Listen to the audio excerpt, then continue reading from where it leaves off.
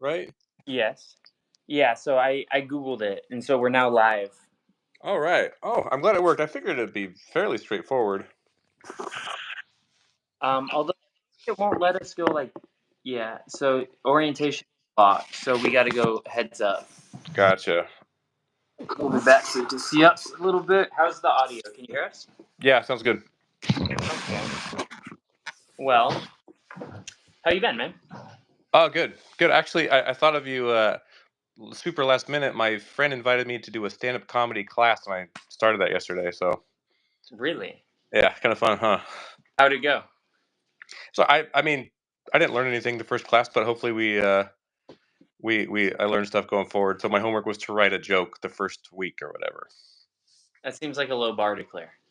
Yeah, yeah. But we'll get it at the end of the 6 weeks. We do a stand-up session, so that's the whole Oh, thing. well, okay, maybe you'll have to do that on here. Okay. Yeah, that'd be fun. Yeah. Yeah. So yeah, so let's talk about the hike. What's going on with the walk and all that? So I've been planning to, as we've talked about on the show a little bit. I've made the decision that I'm going to walk the continent of Africa. I'm going to do it from Cape Town to Cairo, so south to north. And the plan was to have partners and do like a documentary and do that whole deal, but I just could never find the funding or the sponsorship. So after 3 years of planning it, I decided to just say, you know what, screw it. I'm going to go by myself. I'll use my phone and I'll do it on social media. But I still wanted to have like an angle on it, to where it wasn't just like some dude walking Africa. Like there's no real plot to that. Like, yes, there is of like, can he do it? Can he not? But I wanted more of a story than that. And so I thought about like my experience there and with the mental health aspect, like how it's perceived in that part of the world, whether or not it's talked about, if it is talked about, how it's talked about. So I made an like a post on Instagram where I basically made a reel and I said, "Hi, I'm Brian. I'm struggling with bipolar depression. I'm in a severe down right now, and I'm gonna do these burpees every day for as many days until I walk Africa. I hope it makes me feel better." And I pushed it out and I tagged a bunch of countries that I'll be walking through, like Namibia, Botswana, Tanzania, Kenya, South Africa, a lot of places I'll be walking through. And I was amazed with the amount of support that I got from those countries. People that are responding to me and saying, "You come here, you have a place to stay. I'd love to talk to you. I'm bipolar too. Like no one talks about it."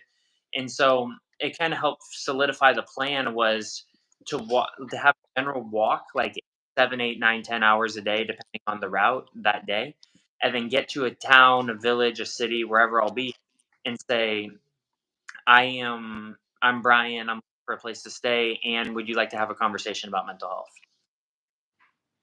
So, Cool. that's the overall plan, and that's the angle the walk's taken. I've It's going to be kind of expensive, so I started a Patreon, which I'm excited about. I've got 8 patrons, heyo, making it big bucks. Yeah, I just ran into Zach at the store, and he said he just signed up for your Patreon. That's Yeah, so I'll be writing a blog about it, where I'll be talking about like the walk on a day to day thing. Like I'll write a daily blog with videos and photos, and I'll have some exclusive content for them. So for anyone who wants to sign up, it's just bipolar. We'll attach a link. But in the meantime, I'll be doing once a week till the walk, and then daily once the walk starts. And then I have 2 jobs. I'm substitute teaching during the day, and I'm now working at Taco Bell at night. Which I just think is a little bit funny, because I don't eat fast food, but they were hiring. sure. So that's me in a nutshell. That's where I've been up to lately. But enough about that. That's just where the walk is at its entire. Okay. And then you want to introduce your guest here? Yeah. So I played basketball in Arusha with a group of friends, and Arusha, Tanzania, which is the town I lived in, and this is Shepherd. And Shepherd also comes from Arusha, Tanzania, and we were on the same basketball team, but our timelines didn't really overlap. Oh And wow. no, but he sent me with some shoes back to his hometown when I went the last time, because we have the same friend group. And when I posted a burpee video of me doing them in Portland, he's like, "I'm in Portland. We should meet up." and I convinced them to join the channel. So, do you want to introduce yourself? Yeah, so I'm Shepherd. I'm from Arusha, born and raised over there, and then relocated in the U.S. Years back. Brian is played basketball second. Like you mentioned, the same team that I played with, but I'd left there when he joined the place, and then it was really helpful to connect me as I support a lot of part of Africa. So part of Tanzania, where I come from, I send a lot of shoes out there, basketball, and a lot of other funds over to the same people that I grew up with and things like that. And then they go over and support what I can. Because going there, I didn't have much. And then come and see here that I can collect um, $5 shoes from Facebook Market and send them out there for basketball. It's a huge part of any sports people to have at least shoes to play with and basketball to play. Here it's just a no. You can go to gym, everyone has it, but there it's not a really something common that everyone has in public schools or villages or that. So that's just a little background on myself. I was excited to see Brian here. First time we meet in person. We've spoken on the phone and videos and that. So, yep, that's a little bit about me. Cool. This whole thing's exciting. And so, what's your timeline looking like? Me? Yeah. June, July. I teach through the middle of June, and then yeah, probably the end of June, and then depending on what flights are cheapest, I'll probably buy a flight from my hometown area or from San Francisco to South Africa beginning of July. Cool. Yes, and then the walk starts because if I wait longer than that, I'll miss the season. So it's winter, right? It'll be winter then in South Africa. So it'll be like 50, 60 degrees. So what is that? That's like 10 to 14 degrees Celsius, and I can walk it without needing to be super protected from the sun. Okay. Cool. Whereas if I went in January, I would bake. Yeah, it makes sense. And then, so you're just gonna be kind of like just live social media blogging kind of as you go. That's kind of the plan with that. Yeah, I don't really have like a. So I've been doing like some TikTok, some Instagram. I've just been kind of playing with the platform because I've been pretty dormant on social media most of my life, but I figure it's important. And there's a guy right now named Russ Cook who's running Africa. He's trying to be the first person to ever run it, and I kind of followed his. I mean, we're doing a different thing. His is more like the physical challenge of it, and mine is more like the people along the way. And Okay. so it's the avenue is a little bit different, but like he posts reels almost every day, and he has a YouTube channel and a TikTok, and I'm kind of following how try to see if I can do a similar way. But the goal is like to meet a local every day and have a conversation every day. Cool. I think that's really cool. I think it'll be uh, great for a lot of reasons. I hope so too. We were just talking before we came on air about like about mental health in Tanzania because there was like a misconception when I talk to people in locally in stateside. Well, they say, well, people in Africa they don't have um, like there's less depression there because there's more focused on the day to day and less 6 weeks out in the future. And well, that's just not been the case from what Shepherd was telling me. And you want to elaborate on? Yeah. So there is a big misconception on that one. People saying, "Hey, uh, there's no depression back in Africa." It's not true. For me, when I was out there, you never hear people talk about it. The governments and all these organizations don't really put into that just because they have that people talking about it. But when I came to US and saw how what it means to depression, I think the biggest people don't have really understanding of what depression is, and that could be one of the things that makes them really not acknowledge that it's there. But in a deeper sense, it's there. People are struggling. Um, I mean, you can see people will commit suicide and things like that due to depression, but people never talk about it. Like, hey, this is not it.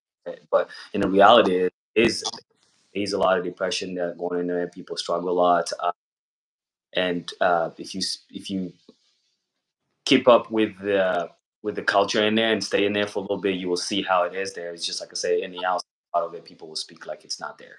What? Yeah, that makes sense. I mean, it's a largely self-reported thing, right? Depression is, and if culturally it's not happening, of course, like the numbers are going to say that it's low, but like in actuality, it's just like anywhere else. Yeah.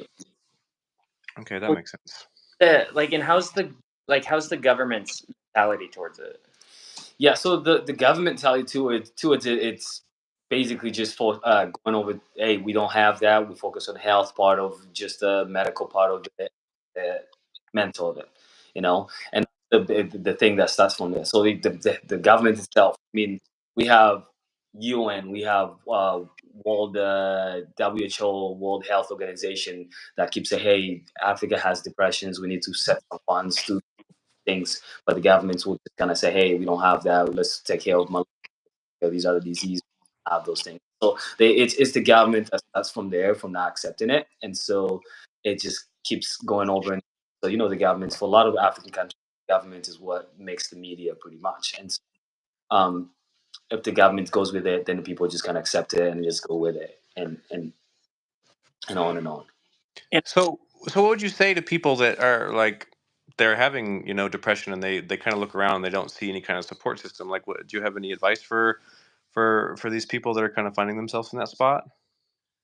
Um, yeah, I mean, a lot of people, like I said, is just speaking of what talking to each other, pretty much of how you're going through a lot is one of the things. For the men part of it in Africa, it's such a dominant male kind of country, like I say. So a lot of them is would never see a man just go to the other person and speak, "Hey, I'm going to," you know. Um, Women's side, I was speaking. Female side, they do have some. You have a few people who talk about it. Personally, I had said, "Hey, I'm going through something. I'm going to talk this," but male part of it, it's so hard to talk about it. It's very difficult for people to talk about it. that's like that kind of it's worldwide, but also like it was huge here when I got diagnosed too, where it was there's this misconception worldwide that depression is a choice, you know, where I don't have depression because I'm tough.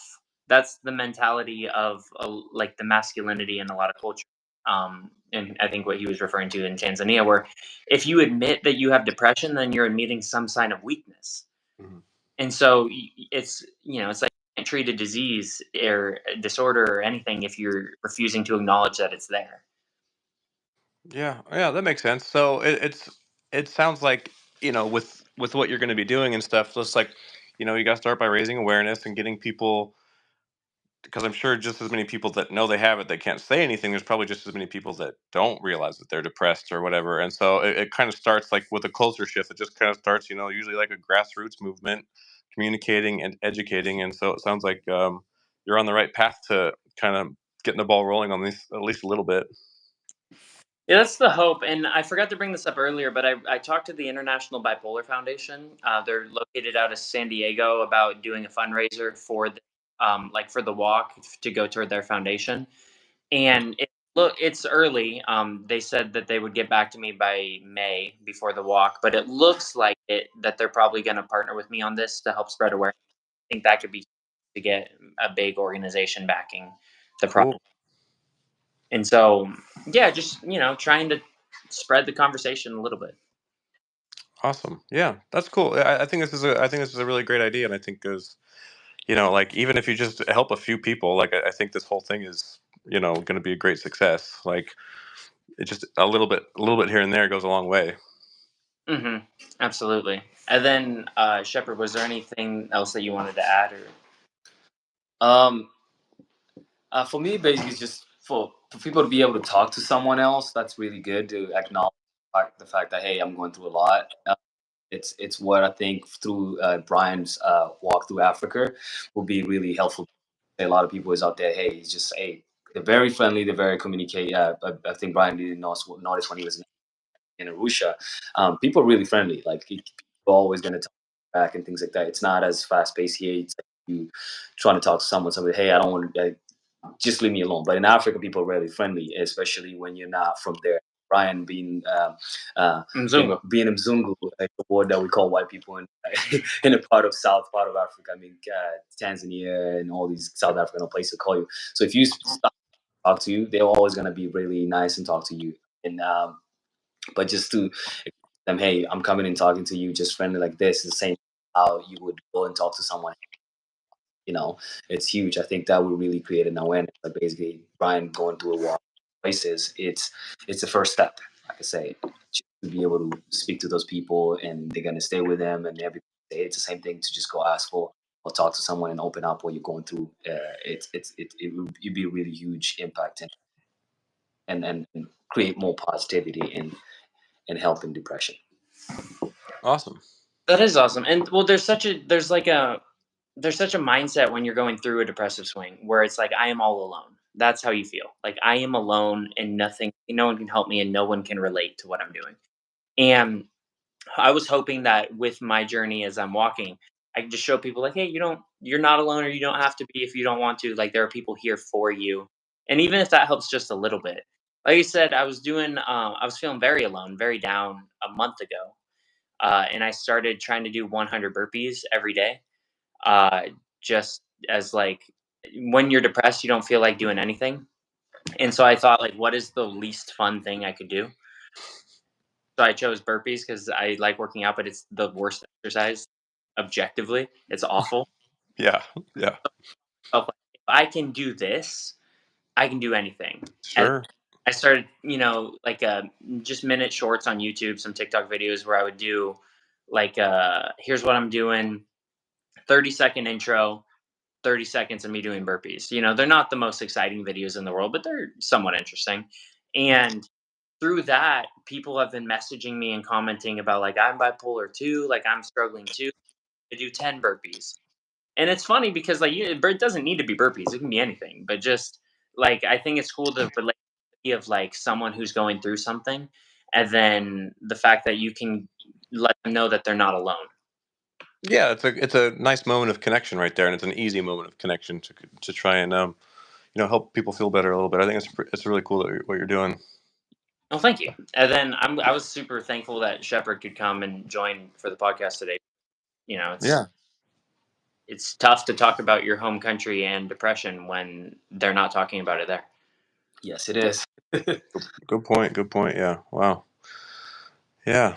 Interesting. Cool. Well, yeah, exciting stuff. I'm excited that you're doing it. I know you've been kind of had your mind on this for a long time. Not exactly sure what it was going to look like, but I know you've been talking about it for a while. Yeah, it's by the time I take off in June, July, it'll be 3 full years from the inception of the idea. Oh wow. Wow. Cool. Cool. Well, so I think we're gonna kind of check in, once a week or so, and see where you're at and how the planning's going and the funding and all that stuff. I think that's going to be something we're going to be doing every week. And if anyone has questions for Brian, leave a comment because like we're live right now, but this video will be available to watch for anybody who wants to throughout the week. They'll be able to go back and watch them. Maybe say like, okay, how did this start, and go back and watch the videos and kind of get caught up. So if you have any questions for Brian, just leave a comment and we'll get to those. Sounds good, and I'll be around. And thanks for coming, Shepherd. Yeah, thank you guys for inviting me. Yeah, thanks, Shepherd. Yep, thank you. Okay. All right, we'll see you guys next week. Absolutely. Awesome. And thanks for always joining us, Cam. Yeah. All right. All right. Take care, everybody. See ya.